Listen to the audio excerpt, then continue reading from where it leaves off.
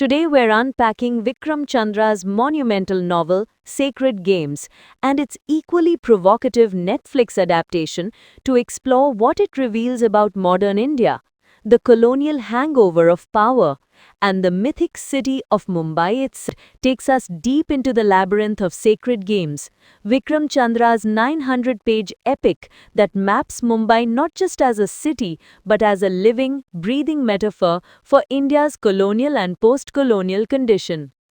Published in 2009 and at the heart of Sacred Games are two intertwined lives, Inspector Sartaj Singh and Ganesh Gaitonde. Sartaj, a wary Sikh police officer, moves through the decaying institutions of a corrupt system marked by personal disillusionment and professional inertia. Gaitonde, on the other hand, is a self-fashioned gangster philosopher whose criminal empire reflects both ambition and existential despair. When Sartaj receives an anonymous tip about Gaitonde's secret hideout, their destinies collide. What follows is a narrative of betrayal, redemption, faith, and apocalypse. Chandra's narrative moves across decades, from partition-era wounds to the liberalization of the Indian economy, merging personal trauma with national history. But this isn't merely a crime story. The title Sacred Games itself alludes to the Hindu cosmic idea of Leela, the divine play, suggesting that even violence and chaos are part of some larger, inscrutable design. In this way, Sacred Games becomes not just about Mumbai's underworld, but about the moral and spiritual underworld of modern India.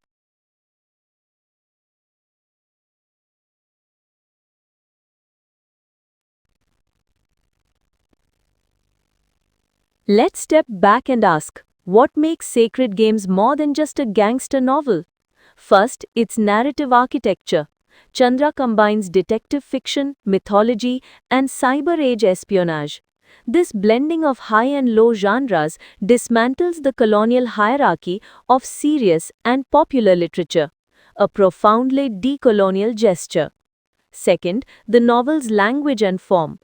Chandra uses English in a deeply Indianized rhythm, inflected with Hindi, Punjabi, and Marathi, refusing to submit to the monolingual demands of colonial modernity.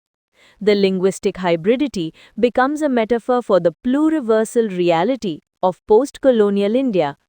Third, the philosophical depth. Gaitonde's existential reflections echo Nietzschean nihilism, yet filtered through Indian metaphysics.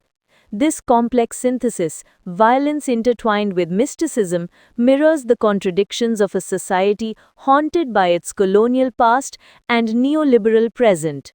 From a decolonial perspective, Chandra revealed how power replicates itself through both colonial governance and post-colonial capitalism. Sartaj Singh's police uniform and Gaitonde's criminal empire